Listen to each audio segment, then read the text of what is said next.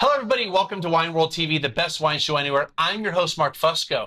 Now, before we get started, make sure you're smashing that like button and subscribing to the channel. Every like and subscription really helps build the channel. Even better, spread the word to your friends about the best wine show anywhere. You know what helps me remember that? Edit videos. So I see that introduction like a billion times now. It's all scripted.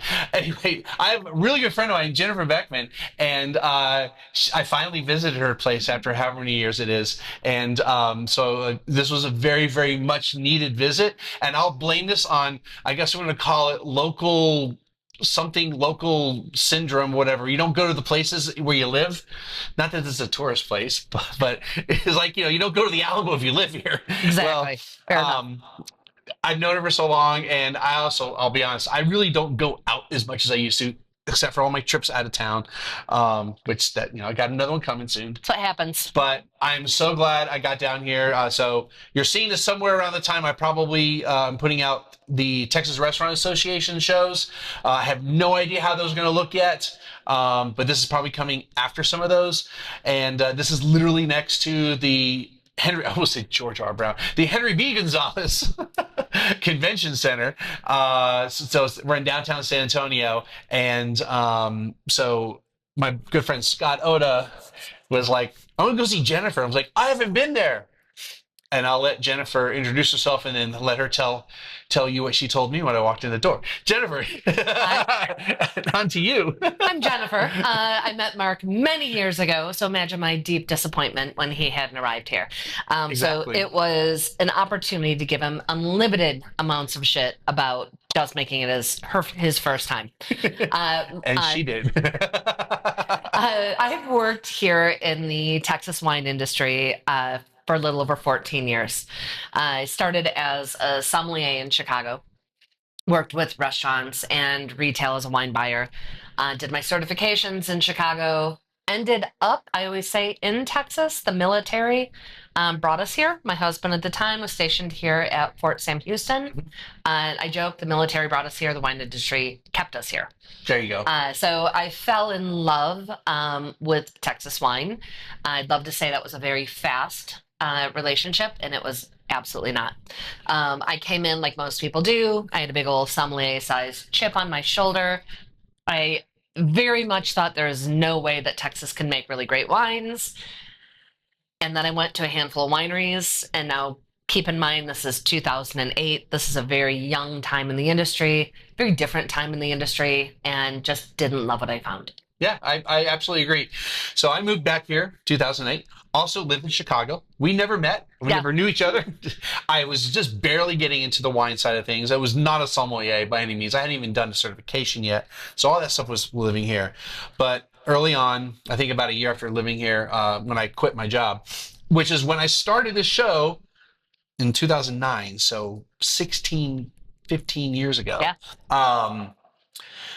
Went to some wineries, and yeah, I had similar experiences. There are some, at the time, and still are, some amazing wines out there, but a lot of it, especially back then, and we're not that far along ago, a lot of it was like, no. And I'm going to still argue that we still have a long ways to go. There are some amazing wine growers and amazing winemakers in this state, and they're doing fantastic stuff. And I've had the privilege to sit down with these people, either interview them one-on-one or drink wine with them, have meals with them, visit their wineries, and they've given me great hospitality. But the reality is we still have, and this is everywhere in the world. Yeah. There's places that, the wine's at best, and then you have some fantastic stuff. So this is, something where, as a friend of Texas wine, again, it was a very big disservice not to come here any sooner. And I've been in some heated discussions in Facebook groups about some things with the industry. But at the end of the day, I'm trying to make the industry better. Yeah, well, and at that time, so back in 2009, then I was fortunate. of all things, picked up a flyer in my local pizza place up in, the north of the hill country in Marble Falls, Yeah. and fell in love with what this small vineyard, it was a list of everything they grew. And I saw on that list for the first time things like Aglianico, Tempranillo, uh, Carignan, Cinsault. I was seeing all of these varieties that I was like, why are we not championing these grapes? I went to the winery. The vineyard is still one of the most beautiful places I've been to in the entire world. Parasos Vineyards up in Burnett. Okay. Sits right there in the valley between Inks Lake and the Longhorn Caverns. It is otherworldly. It's a gorgeous location. Fell in love with their vineyards, tasted all of their wines. One of my personal favorite varieties in the world is Aglianico. And that was the first wine I tasted with them, and I knew I was home. That was the end of it. So I fell in love with that wine. I loved all the wines they were producing. Got on board to help them open their doors really from ground up and put together things like tasting rooms, wine clubs, marketing plan, distribution. Went from that small project then, 2 years later, we moved to San Antonio for the military. I started with another winery, undergoing the same thing. They had done the wines, the vineyard, the quality was there. Everything was stunning. They had a beautiful property. They didn't have a really functional yet tasting room, wine club, things they needed help in the front of the house. So I had these opportunities to really come in and help small wineries build really from ground up. So I, to date, have worked with 4, almost 5 small wineries. Some not so small now, and some that have been sold to much bigger entities in the last couple years. But worked with them, and really this idea was born during that time. During that time, I continued wine education. I accomplished the CWE. I was the 441st person to have ever passed that exam. That was 2019. But I interrupt real quick. If you don't know what the CWE is, it's a certified wine educator, and it's not. I want to say it's not as well known as, say, a master sommelier or a master of wine, but is literally the equivalent, in my opinion. Yeah.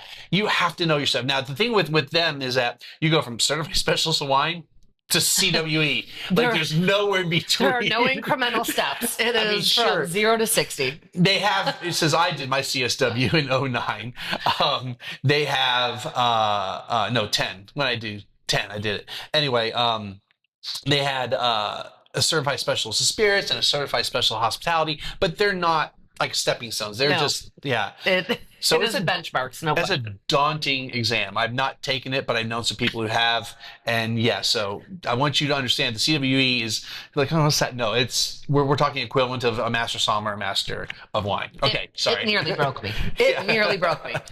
So we decided one of the things that I really disliked that I was seeing in the representation of Texas wine.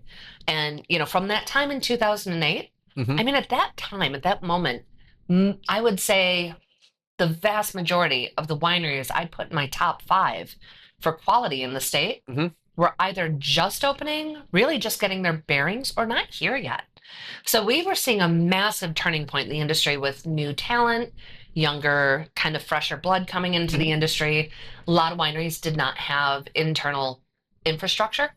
As far as I found that at that time, I was one of the only people working in marketing. Yeah. At the time, I was the only sommelier in the Texas wine industry. We didn't have it was still a little bit of like small family teams just throwing spaghetti at the wall to do a little bit of everything. Yeah. So we were just starting to see the organizational growth of the industry into factors like distribution sales, wholesaling, again, growing wine clubs, having more complex tasting room models. So we were really just at that infancy stage at that time. Now, one of the things that I really hated when I saw Texas wine being represented outside of the tasting room was that if you went to a place that was all local, it was very Texas chic. It was the ranch chic feel, dark wood, boots, spurs, barrels. We really wanted to get away from that and, stop representing in a marketing aspect, Texas is just being a very Texified thing. Okay. We were making wines that could stand toe to toe and with countries all over the world. We Hmm. were seeing in competition. We were obtaining best of show, double gold medals in regions where the grapes we're competing with are actually from. Hmm. So we were seeing this big turning point in quality, but we were still really grasping that almost caricature as far as representing our labels. So we wanted something in a very urban setting. I think it's really necessary that we bring local agriculture back into our communities. Hmm. And our communities are here in the cities. Yeah. So we wanted to bring locally made products back into the city in an environment with marketing and labeling that felt much more youthful, much more fresh, things that had ideas behind, unique packaging, sustainable process, sustainable packaging, reusable packaging, all of these newer ideas that we felt younger generations were grasping a little bit more than we had with traditional wine markets. Okay. So that led you to this. Yes. Okay. So let's kind of the origin story of Rerooted, starting with the name. So we're asked frequently, where did the name come from? And like I said, I was not from here. The Texas saying, you got here as fast as you could. Hmm. I was born and raised in Michigan, in Detroit, and lived in Chicago for a little over 20 years. Yeah. Once I got here, we knew, and believe me, my husband's not from here either. It was a moment of culture shock. If you get me to drink enough glasses of wine with you, you will definitely hear stories about City Girl in the Vineyard. It was a very distinct culture shift. So not only was I coming into a very unique place like Texas, it was the first time that I was spending, my time and my resources in the country, and in nature, and really, really acclimating to a lot of things at once. One thing that we always said, I did not like the word uprooted because it sounds disruptive. Okay. When we landed in San Antonio, even though we were kind of forced to come here, I felt like we had rerouted ourselves. Okay. This was a new home. We had new family. We had new friends. We wanted to lay down roots with a business. We knew that this was a place that we wanted to stay for longevity. Okay. So we liked that idea of, it fed over into everything we looked at. The winemaking story and the grape growing story is incredibly rural. We wanted to retell that story in a very urban setting. Okay. It was that whole rerouting of storytelling, process, agriculture, the RE colon. Yes. On our logo. Yes, I'm about to ask, why yes. is it a colon? It started to feed over into everything. We saw that thematically coming across.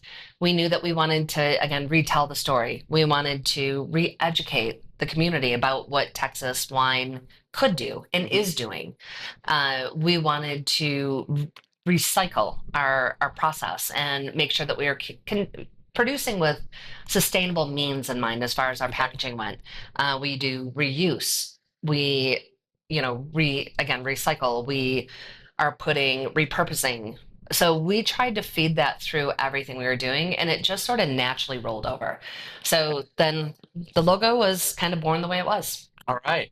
So you've mainly focused on kegs. Mm-hmm. You have a couple bottles, but let's talk about kegs and why they're really good. And, maybe there's a kind of, I don't know, people would think, why would I drink wine out of a keg? I mean, we kind of talked about this with beer too the other night. If you can't nettle and all this other stuff. So let me start by saying I had the fortune, literally and figuratively, and the luck to work with kegging with somebody else's product and money for a decade.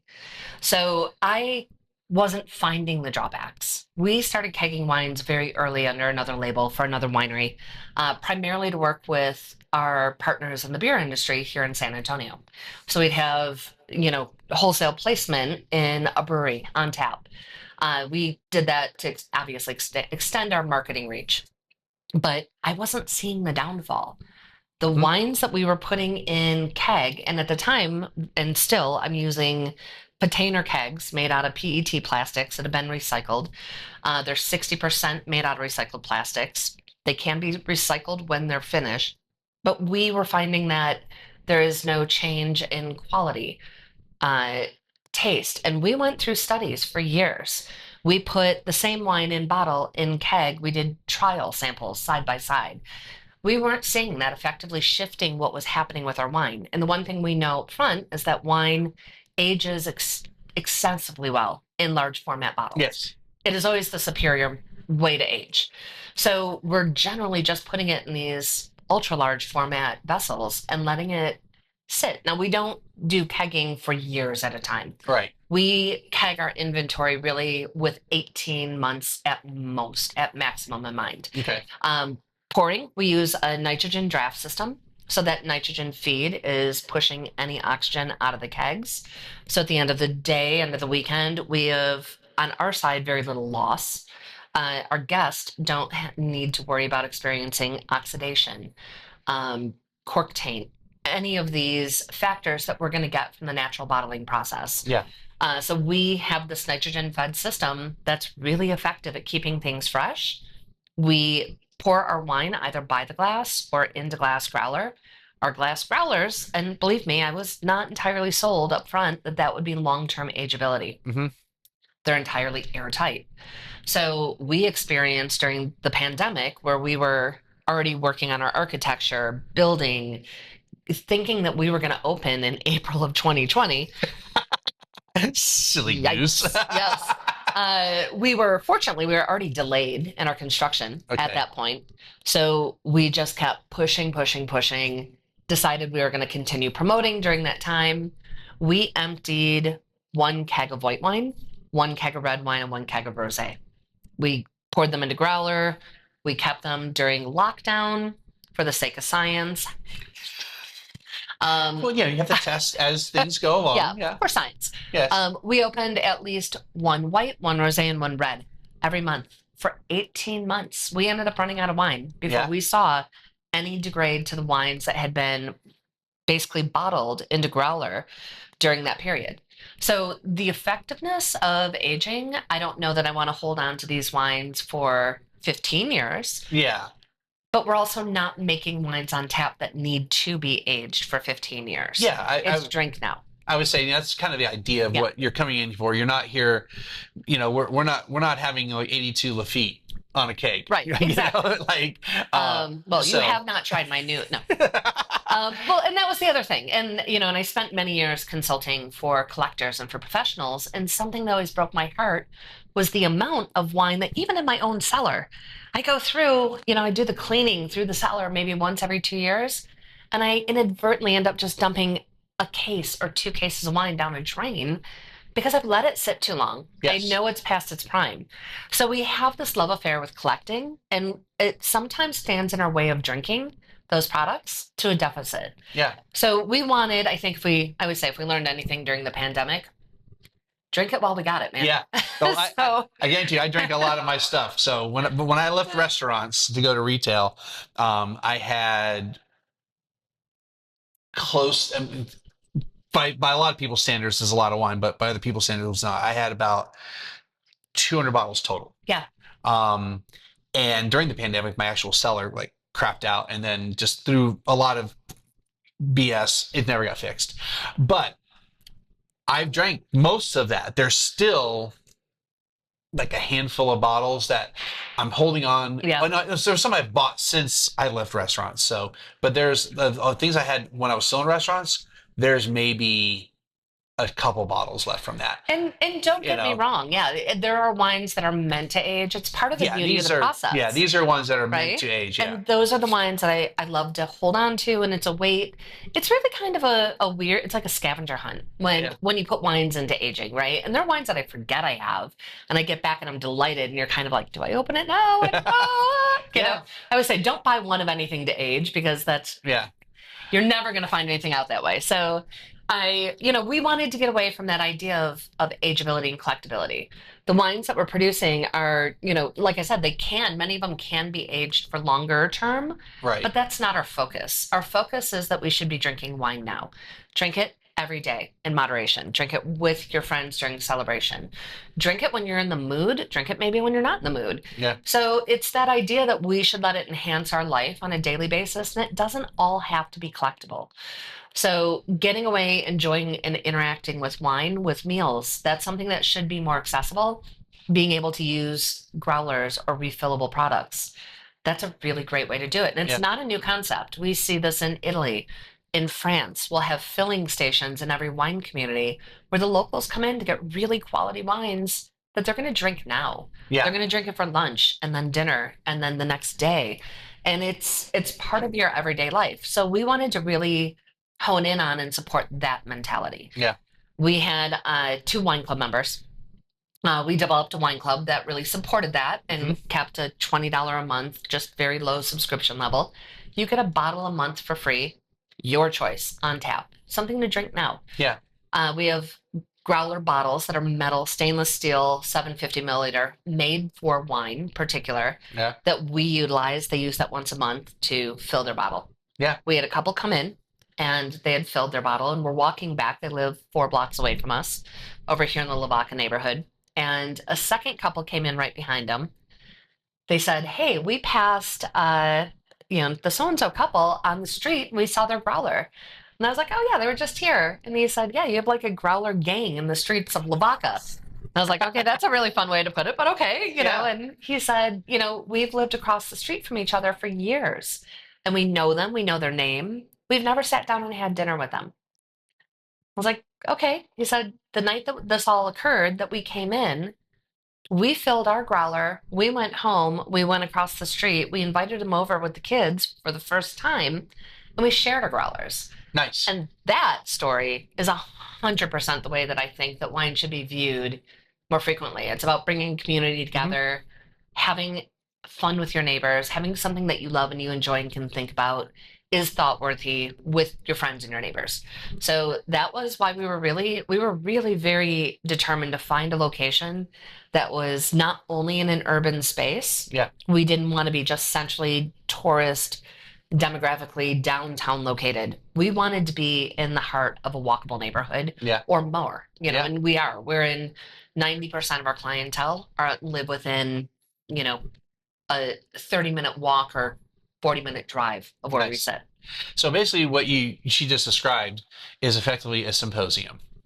So I've talked about this before in the past. A symposium was where you got together and you talked about the events of the day, and wine was used to help lubricate things. But the difference is that we don't water our wines down.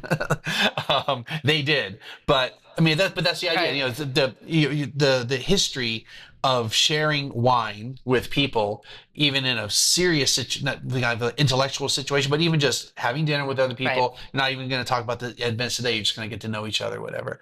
I mean, this is something that no shade against any of the other alcoholic beverages, but we don't do that necessarily with spirits. Beer, maybe you like at events and all Right. that, that's about the only thing. But I don't necessarily see that as a historical thing where you hear people talk about they brought a bunch of beer to an event in ancient Rome or ancient Right. Greece or wherever. It's always wine, always Yeah, wine. and that's been really effective for us. So, we were meant to open before the pandemic. Yeah, We were delayed. So we opened really the first week that they lifted the ban on bars being able to open. yeah. So it was early February. I always joke it was the week leading into our catastrophic snowstorm. Snowmageddon, as Yeah, some of us because call it. Yeah. pandemic wasn't enough. We Right. just had to keep it spicy. We had to stay in our homes again for just a little bit Just longer. one more week, right? Yeah. So, but it was really great. When we opened, it was not optimally the way I wanted to open. I had all of these visions of grand openings and parties and friends and family and release, and we didn't have that opportunity. We literally just turned the lights on and unlocked the door, and they came. So we were really lucky. I think there are definitely some silver linings in the pandemic, and that may be one of them. We were still not at a point where we could bring in employees because we didn't feel comfortable putting them in front of people, or we were worried about shutdowns still, Exactly. looming and occurring. Yeah. And it really gave us an opportunity to get to really know our client base and our community. And we put that push out exclusively to our community. So by that point, our business had been really founded on and supported by what we were aiming for with that communal sense. Mhm. Tourism, that came later. And, Right. that obviously that's the cherry on top, and that was a big part of it's a big part of why we don't put Texas on anything in our exterior.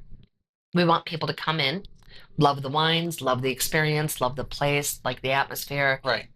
and then be like, really? It's Texas? Yeah. And we hear that daily, and I never get sick of hearing it. I've had people taste through the menu their first wine, and they're like, "This is Texas? It is." And we go Yeah. to the next wine. This is Texas. And by like the fourth wine, you're like, "It, lady, it's all Texas. Like it is all Texas." So I got to experience that. And I did go, this is Texas. A lot of it's because I already know who's making this stuff, and I know where the grapes are coming from. So it was more like it met or exceeded expectations, but it wasn't like, what? This is Texas? No, it was like, of course it should be. And I mean, I'm Yeah. sorry if she's gonna put a wine in my glass, I know it's going to be good. So Life's too short for bad yeah, wine, Matt. it's going to be good wine. So I already have a trust with Jennifer that it's whatever she's going to hand me is going to be excellent quality. And yes, the stuff was amazing. So one of the things you were talking about with your growler program, and I think you kind of didn't highlight, is that it's not that I bring my bottle in, you refill that bottle, right? No. Okay. We use glass growlers. So a traditional 750 milliliter wine bottle with a swing top tab, like you Yeah. see the old Grolsch bottles use, Mhm. keeps it airtight. We do all of the sanitation, and we put those back into reuse when they're deemed ready. Okay. We never let the guest bring something they've washed in to reuse unless it's their metal growler, their stainless steel. That one you do. Yeah. Even that, I check it before we do it. We do the smell test, I do the visuals. If it's dirty, which, I might give you a lot of side eye, but it's going to go through an intensive soak Yeah. and, high alkaline wash before Okay. we put it into use. So we're really particular about making sure that the vessel that's being carried is up to the standard. Right. But we get the return that we get on the bottles on average between 50 and 75 bottles a week are returned to us. Yeah. So we're seeing, we just did a really interesting metric with the number of bottles that we purchased. We opened in February of 2021. Mhm. We received 2 pallets of bottles last month. Between those dates, we purchased 6,450 glass bottles to be used. Of those, I still have 2,000 in hand, meaning we've only utilized 4,400 glass bottles over an almost 4-year period. So on average, that's 1,000 glass bottles a year that we put into use on a program that runs a 12 tap system. And we're running between 700 and 800 kegs a year through that program. So that's the equivalent of 16 to 18,000 glass bottles in just deficit that Right. we're removing from the environment. Yes. And one of the reasons that we chose this particular in the wine industry, we have a very poor glass recycling protocol in the United States. Mhm. It's estimated that countrywide, we're only successfully recycling about 25% of our glass. So that glass product that's being fed into landfills is a growing problem, becoming as big or more so even than plastics. So we decided, being out on Highway 290 for years and working with wineries, we just saw it literally a dumpster full of glass bottles Right. every Every day. weekend. Yeah. Oh yeah. You're seeing that rollover, thousands of glass bottles weekly almost. So in one winery, we have no recycling in that area for glass, primarily because it's a dangerous process. Yeah. It's difficult to insure, it's expensive to insure. So it really, we don't have a lot of great way to conduct that, even though glass is really ecologically a perfect product when it's full cycle. Yeah. So we decided that we would make it full cycle. And if we could just eliminate that footprint on San Antonio proper, I was good with that. Yeah. So we estimate that every glass bottle we purchase is used somewhere in the range of 7 to 10 times before we lose it. Okay. A really great example. We had one snafu very early. Our logo had been sent to us correctly in JPEG and PNG files. Yeah. Our vector file had a slight variation. Okay. We didn't have the 2 O's and rerouted looped in that Okay. file. We had exactly 1 pallet of glass bottles printed with the wrong logo. And that was 4 years ago. Reroaded. Well, it still said rerouted. It was very long, right? So Rooted. we had, like I said, 4 years ago, we had Yeah. 550 glass bottles printed with that wrong logo. We still have them in our program. We still see them almost weekly come through. I mean, they might be collector's items here, 10 years from now. But if we're still getting bottles back 4 years later, I think Yeah. that's really awesome. very cool way Yeah. to look at our reuse program. Absolutely.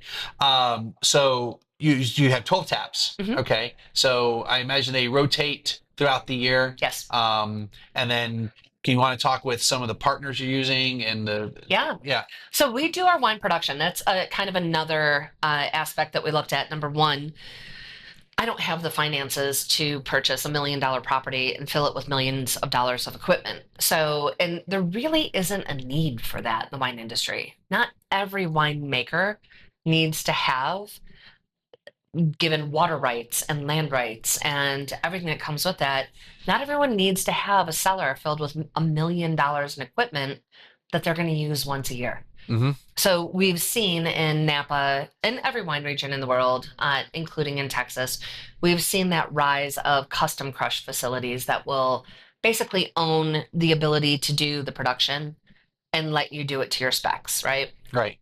We partnered with a small winery that I work with their winemaker. He's my consulting winemaker. We work with Hilmy Cellars, Mm-hmm. and we work out of their cellar. So the wines that we bring in from the vineyard are crushed, fermented. Everything is done to the program that I'm asking for. Michael and I talked very closely. I realized very quickly that guy is like my wine spirit animal. We see very much eye to eye stylistically on the wine. So he hears my protocol. He makes sure that the science is happening well. Yeah. And tended to daily. All my wines are aging in barrel or in tank Mm-hmm. at that facility.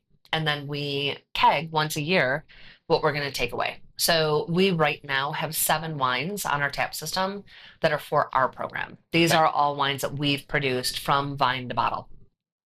We will Or vine to cake. Vine Or vine to bottle. yeah, fair bottle. enough. Yeah, bottle. Yeah. But we will, by within a year, we'll probably have a mass total of a dozen wines that we release in keg that are under our label. We keep several taps open to really showcase and highlight what other wineries are doing in the state. And we're looking for places that we feel are innovative, just making good wine, are doing things, working with varieties that are best suited for the climate.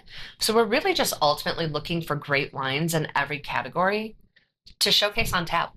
When you get those, you'll see a tag that has their logo. We're about educating about other wineries in Texas as much as about what we do. Yeah. We're here to really show people what Texas has the potential to do. And I don't think you can do that really as one lone sole basis. So yeah, so we carry that 12 tap program. Yeah. We 7 of them at any given time are usually ours. We have several other wineries, including a meadery and a cider Mm-hmm. cidery that are on tap. In addition, we have on average 50 to 60 bottles that we've hand selected from brands all over the state. And we always say, like, I'm ultra looking for micro brands. I work with one label. It's probably my favorite red wine in the state right now. It's made by an incredibly talented young woman, Remy Imler. Okay. She produces a wine under the label The Berg, and it's her red. It's a red blend, field blend. It is spectacular. She makes a couple hundred cases a year in total. And then we work all the way up to that macro production where we have the people that have really founded our industry. Becker, Messina Hoff, Yano Estacado. We look in their programs to really find the wines that don't make it to the grocery store shelves, the ones that are not necessarily even served in the tasting room, the ones that are the best representation of their talented teams as well. Yeah. So that could segue into what is in my glass or our glass right now. First, Well, cheers. Cheers. And Right. given the fact that it's 1,000 degrees outside, it's a great day for rosé. We are collaborating with one of my favorite wineries in the state, Ron Yates Winery. Ron Yates opened Spicewood Vineyards in the early 2000s. He had bought an existing vineyard, rebranded, really rebuilt it from ground up, Mhm. literally. Has some sentimental value. I was one of the first people that I actually met in Texas, became great friends, and my husband and I were actually married at his Spicewood property. That's cool. Yeah. So definitely a little story there. And like I always say, so, wine is all about the storytelling. It is. Absolutely, yeah. Nobody cares what the barrel regiment was. A very minute portion, but we're all sucker for a good story. Yeah, Uh, and I mean, I have a long-term connection with Ron, and then his aunt and uncle, pioneers of the wine industry. They were one of the first people that I ever actually interviewed. they were the first Yeah, to open a winery in the Hill Country. yeah, With Fall Creek. yeah. And I mean, and Ed was instrumental in the actual formation of the Texas Hill Country AVA. Yeah. Want to learn more about it? Watch my Twig documentary. So But still, I mean, yeah. then so Ron, I mean, and he's not the only person, but Ron is he's been doing this a long time, Yeah. and so we both have a love of Ron and the wines that he makes. So. Well, and something I really appreciate, there are several wineries that have been really instrumental in helping generate other brands, and Yes. he's one of them. His winemaking team, he's got Josh Fritchie, who Yes. has his label Tatum. You can find him in Johnson City. Spectacular boutique brand. It is one of my favorites in the state. His winemaker Regan opened Sandy Road several years ago. So it's been that supportive system that, again, helps everybody grow outward. And that's, I think, the real true success in the wine industry. Yeah. So we worked with Ron on this particular wine. He had some beautiful rosé. He's one of my favorite producers of rosé in the state. Had some rosé that he didn't really have a home for yet. And I said, you always have a home here. So we blended this wine with his team. This is 90% Grenache and 10% Cinsault, Okay. two of my personal favorite grapes for rosé production. So we have this as kind of a collaborative effort on tap. We will be growing the tap to 2 more collaborations with the Ron Yates team this coming year. Cool. So I'm a little stopped up, which I really was planning on reviewing 3 more wines tonight, but I don't have to review them tonight. I mean, I'm still editing other videos. It's more about trying to get a bunch of content done and ready, so I can concentrate on other things. But it does have for me like what I get out of rosés typically, especially when we're using these types of Rhone or Provençal varieties. With the strawberry and the watermelon, fresh, jumps out of the glass, red florals. There's that ubiquitous or that mysterious word minerality Yeah. that Psalms love to throw around. But I mean, it's sometimes there's no other way to describe it. Well, and you just get a hint of that, that sweet and savory characteristic. Yeah. So it's got this richness to the palate, but you get what I always refer to as the candy necklace effect. That candy necklace that you had as a kid and you'd eat the little beads off of, that sweet and tart combination. Yes. I love that in rosé. And this is a wine that really picks up that play on the palate that just gives layers of complexity but keeps it refreshing. It even has the chalky texture. Yeah. Power of suggestion. Yeah. I may steal the candy necklace from you in future videos, but so I walked in and Jen was like, you want white, red, or rosé? I was like, let's cut it down the middle, rosé. Because like you said, it's perfect time for rosé. Rosé is great every day of the year, especially when you live in a state that's really warm most of the time. But I mean, rosé is not just a summertime drink. It's, you can do it in the fall, in the spring, winter. But yeah, I felt like having rosé. Well, while we're talking, you want to do a weird rosé as well? Whoa, hey, wait a minute. Did I try this one last time? Yeah. I did. Well, we can. Yeah. So if you want to, we'll stop real quick and then we'll resume and then we'll have another rosé. All right. So hold on.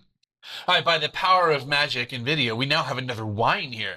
Now, Jen, you said this was gonna be a weird rosé, so it looks a little dark, but it's not red.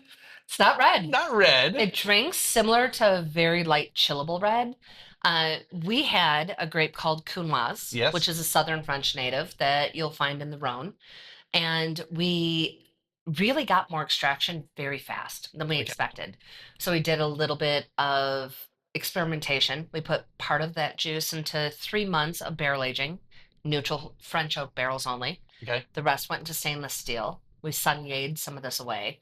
And then when we brought it back together, we had this intensely colored, deeply macerated rosé wine like you'd find in the region of Tavel, one of my favorite wine regions in the world, Yes. down in the south of France.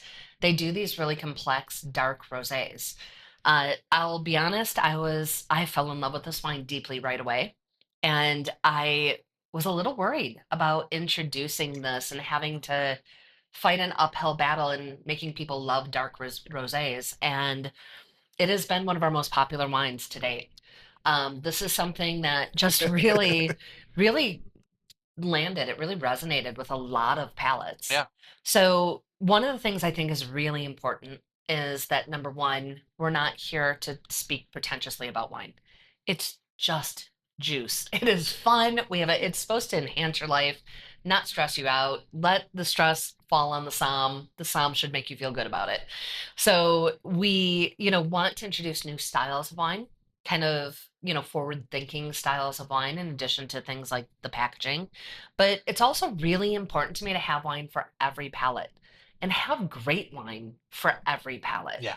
So we, for example, have a sweet wine program that is incredibly well curated.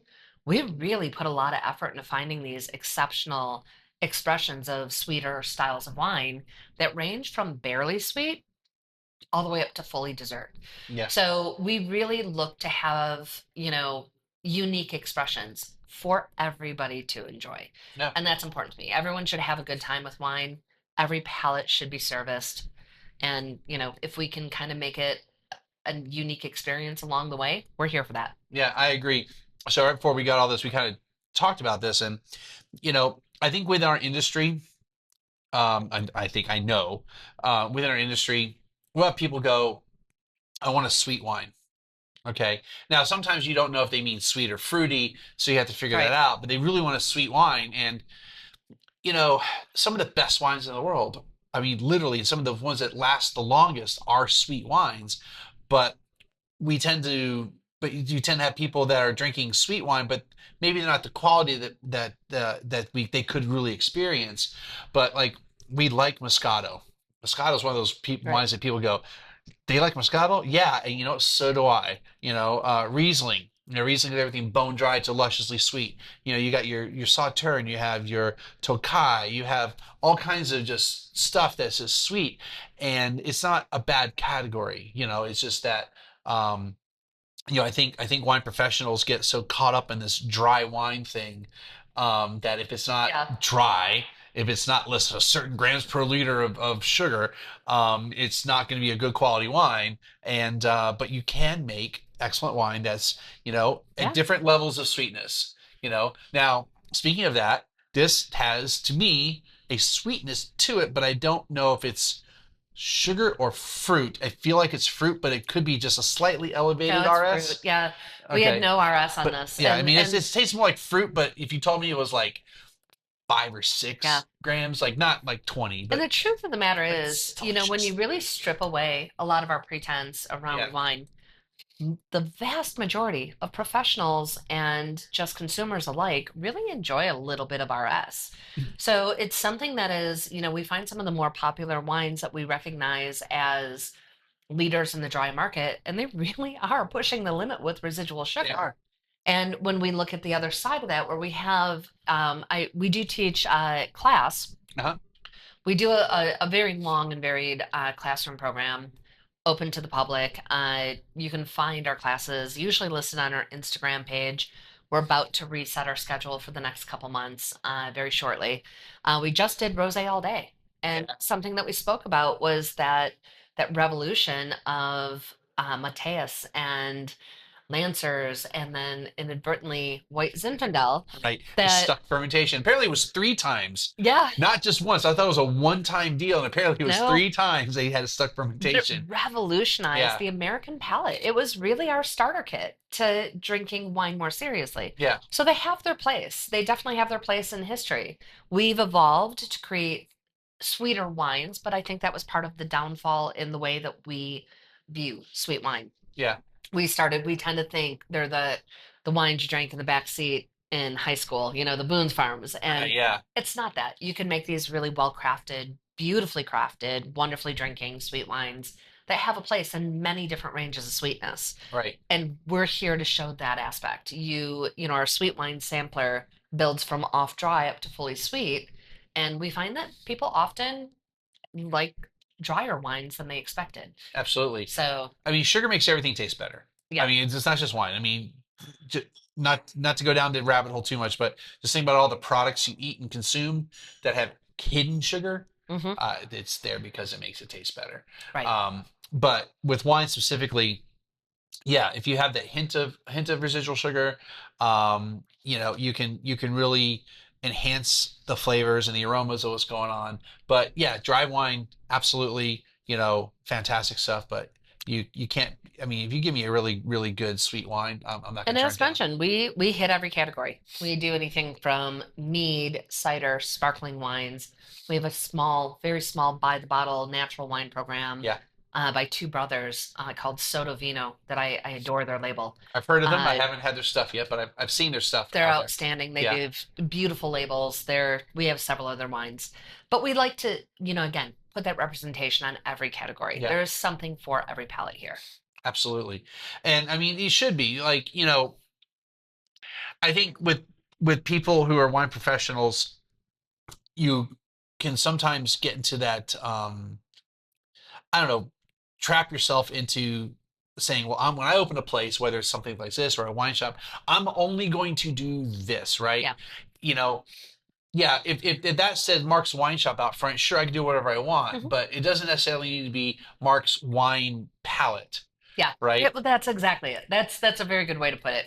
We just dig wine. We want other Yeah, people to dig wine too. yeah, It's fun, it's an experiential process, and we want to help people best adapt into that process in a way right. that makes them happy. And I think every psalm goes through that phase where they learn about wine, they kind of get into that they're a psalm. Like it took me years to actually become a real psalm, and then you kind of get into that little snooty phase. Maybe it's longer, maybe it's shorter, because depending on your environment. But at the end of the day, you kind of go, you know what? I'm not here to give people wine that I like or I think is excellent. You can still have wine that you think is excellent, just not to your liking. You're here to serve everyone else. Right. It's a service industry thing. You're here to serve others. You're here to get them the wine that best suits what they're looking for. Well, I always tell people too, man, spend some time in a vineyard, in a cellar. It is disgusting, backbreaking, awful work. I mean, people have these images of things like harvest and it's incredibly romanticized, and it is not that. There's a wasp nest in every third vine, and you got snakes and spiders and Oh. bird's nest and everything under the sun in the vines with you, and it's going into these bins. And Right, all the what we call material other than grapes or mog. mugs, yes, and it is just it's backbreaking work. And Yeah. my first harvest working in the cellar, we had a hose slip, and I just got hosed down with Viognier. And somebody was like, "That sounds amazing," and I'm No, like, it "No, doesn't. it's disgusting. You are the world's biggest fly trap at that point. Right? Like, you are literally sticky and gross, and everything sticks to you, and every bug wants to be on you, and it's awful." Yeah. So nobody walks through harvest and production, and I don't think there's a winemaker in the world that walks out at the end of this backbreaking, period where they're away from their family for 18 hours a day for months at a time to make this beautiful, crafted product that shows the entirety of their work, their heart, their soul, and want somebody to be an asshole with it. Right. Like nobody wants it to be pretense. It Now, is about enjoyment. there is a reason, as much as I love this product and love this industry, there is a reason why I will not go into the production side. I have absolutely mad respect for all these people that do it, have done it. I know if I had to, like if I really had to, like if it was like the Yeah. only job in the world you have, Mark, is to work in the vineyard or work in the cellar, I would do it, Yeah. and I would adapt and it would be fine. I tell everyone, go But volunteer for harvest I've once. I've never done a harvest. I've walked through vineyards, Yeah. but I've never done a harvest. And one of the big things is wasps. Yeah. In fact, I'm battling some wasps at the house for the past several days. I sprayed and then it comes back. I'm like, you got to be dead by now. Today on the way here, right by the front door. Yeah. I mean, this is at the front door. Yeah. and I did early this morning, and I didn't see it. And then as I left, I was like, it's there. And I'm in the car, and I'm looking towards the door, and I'm like, oh, it fell. I'm like, wait a minute, there's another wasp there. I'm like, Yeah. oh, it's been the bane of my existence. Harvest is always, it's like my Oh. Zen point for 45 minutes. And then you have like 9 more hours of work. So, yeah, no, Yeah. it's, you know, you do it, you have to do it because you love it. You Yeah, yeah. have to do it because you're passionate. Otherwise, it's poorly paid. It's, again, it's dirty, it's backbreaking, it's Yeah. disgusting. You gotta have a passion for the product. I That's will it. say this: if I ever did it, I would probably, after everything was all said, I'd probably be like, "Oh my god, that was probably one of my best experiences." Even if I Yeah. got stung, or whatever. Yep. But Do just it once. just You in gotta do it general, once. I'm like, no. When Julie Colgan tells me, yeah, one time, when you're harvesting, you actually may have like grabbed the actual wasp nest instead of a bunch of grapes. I'm like, no, no, I don't want to do that. But yeah, so just the whole process and is so I'm so admirable. I admire all these people who do this stuff, and I mean it's just like anything else. Like, okay, so on the Psalm side, we had that kind of that aura that people look at us as like, oh my God, it must be so awesome you get to try these wines. Like, yeah, but you don't know all the other stuff. It's not like harvest, but you don't know all the stuff that we have to deal with. Yeah. And it's not even close to backbreaking work, but all the back room things you have to do with Yeah. receiving and orders and tracking, paying invoices or Yeah. tracking down your deliveries, or sending stuff back because it was wrong or whatever. We're sitting through hours of really bad wine to get to that one, to get to Right? the one, Yeah. right? Yeah. People are coming in all the time trying to get their wines on your program. And some of it might be fantastic, but I don't have a spot for it. It doesn't, or, yeah, you maybe taste me in like 10 Greek wines, but I don't have a spot for Greek wine on my program. So why are Yeah. you here tasting me on Greek wines? Other than it's fun and educational, it's also a waste of Yeah. my time. Well, You and know? that's, I mentioned before, we do classes. I think that's really, really, really important as well, is I don't expect people to learn what I've studied. That is not It takes a time. fun point, really. Yeah. And it's a very rare person. I always say sommeliers are almost 50% sadomasochist and 50% OCD, That's what say right? to us. So we have, to go through most of that information to get to those phases, it's not that interesting. It doesn't relate to your experience very well. So we curate our classes and we teach our classes to really touch the way people interact with wine. Yeah. And Yeah. if they would like to know more, we can grow with that into the more technical specifics. But we look at things like wine production, how our body physically reacts. We teach an entire class called Good Sense that is tactile experience with your submodalities. So, how does touch physically change the way your palate is feeling wine? Yeah. How does color saturation change the way that you taste wine? Types of music. So Music, looking yes. at all these factors, it's really wild and seeing how our brain works with wine. Yeah. So it's like I said, I think it's really important that the classroom reflects experience and not necessarily a book. If So, they want to read the book, they yeah. can read the book. If they want to learn how to better love wine, take the classes. So you're talking about sensory and all that in color, and I've never done this experiment myself.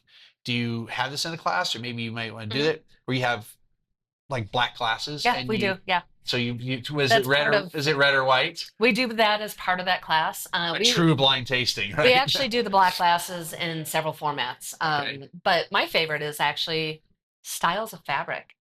We do Okay. different feels, physical feels in the hand. And then that's And that feel actually matches the mouth feel of the wine in some kind of abstract sense, like creamy to velvet. And when you do them together, everything changes. When you do them apart, okay. everything gets awful. So it's very unique to see how your outside stimuli affects everything. But yeah, we do black glasses. We actually work with color saturation on a screen. Certain Yeah. colors will give you certain aspects of wine you aren't getting before. The same wine with a different color will be very different. So So like for texture, this still is gritty. Now, granted, I was expecting it to be gritty, yeah, so if I saw the grittiness, this is not gritty. So, it'd be like having some chalk in your hand. Like this is what gritty is like in your palate or fabric or whatever. but this was not gritty at all. It was smooth. It was almost like glass. Yeah. Almost like glass. If I had to give it a texture, which I never really do that, I always only gritty, chalky. But this is almost like putting your hand on like your phone. Like, if your phone has really, good Yeah. glass, it's just like just easily swipes Now over it. Yeah. this one too, we do a food and wine chemistry class. Yeah. I'm really a big advocate of simplifying food and wine pairing by looking at soul chemistry back and forth. Things that pair well or they butt heads, right? Right. Yeah. This is one that has a lot of versatility to it. So much versatility that when we release this wine, every February, we work with the Girl Scouts of America. We do for 3 weeks a Girl Scout cookie pairing during their Flavor Fest. Last year, we Okay. were actually voted as the number one favorite for Flavor Fest. We did 4 cookies and 4 wines. Yeah. And I'll tell you right now, and we work with a local troupe that we allow to pop up right outside our front door for several weeks in a row. Every single year, I struggle deeply to do the Thin Mints. It's my Okay. favorite cookie. It's the hardest to pair with. So you're saying This this was a magical pairing for Thin Mints. thin mint. I can see that being because the mint itself is so It's so overbearing. so powerful. Yeah. Yeah. And I could see that. This was the favorite pairing this last year was Thin Mints and this Counoise Rosé. And it was the most unexpected, to be honest. I could see that. I mean, it's almost like making it like a chocolate raspberry mint. A little bit. Yeah, it was Yeah. it was Um, wild. So, like I yeah. said, we're always looking for fun ways to represent wine. We Yeah. do seasonal samplers that are themed. We'll do, for 3 weeks, that Girl Scout cookie pairing is always a huge hit for us. We're always looking at fun ways to look at, the things that we enjoy in life should be able to pair with wine no matter what it is. Cool. Cool. Jen, this has been a fun experience.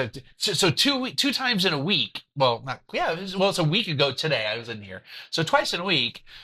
Starts a trend. If it takes him 3 more years, I'm gonna be mad. in fairness, I haven't been to the other wine bar more than like twice in, Fair in like enough. in like a year, and that was only because they had a reopening, and then I went there just on my own for something else. Oh no, I've been there for a tasting, but I didn't stay, But so yeah, in fairness to the other place that I've been going to for like I don't know how many years they've been open. I just don't go anywhere. I feel that. People ask me all the time. They're like, "Have you been to this winery? Have you been to this restaurant?" And I'm like, if it's not in Hemisphere, or if it is not at the winery I work with, I have not been there. It's a Yeah, safe bet. and I mean that's it's been my thing with Texas winery people for over a decade now. They're all on the list, Yeah. even if I haven't met them yet. And it's just a matter of if the stars align. And I'm not an astrology person. I'm just using that as a phrase, whatever. But when the stars align, then it happens. So the stars aligned last week that I came over here, and then they aligned again that both of our schedules were good, so I can come in on a Monday and do this. So this has been great. The place is great. I'm sure I took pictures. That's my reminder to myself right now to go and take pictures, which I didn't do a lot of picture taking next door. So I don't know what I'm going to do with all that, all that stuff. But so I'll take pictures of the place so you can kind of see what's going on here.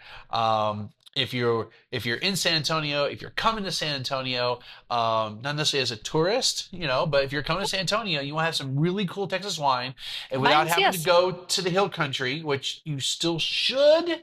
I encourage it. And if you need to know some places, both of us can send you to places, give you some places you should go to. We get that weekly. We have a Yeah, lot of people that come through, and like I said, tourism is not that was not our focus. But of course, we're open arms and welcoming. yeah, and I mean you're right And next to the you know, Tower Americas, right. And I mentioned before, we didn't want Riverwalk. to, scare people off by putting Texas on everything. We wanted Right. it to be approachable.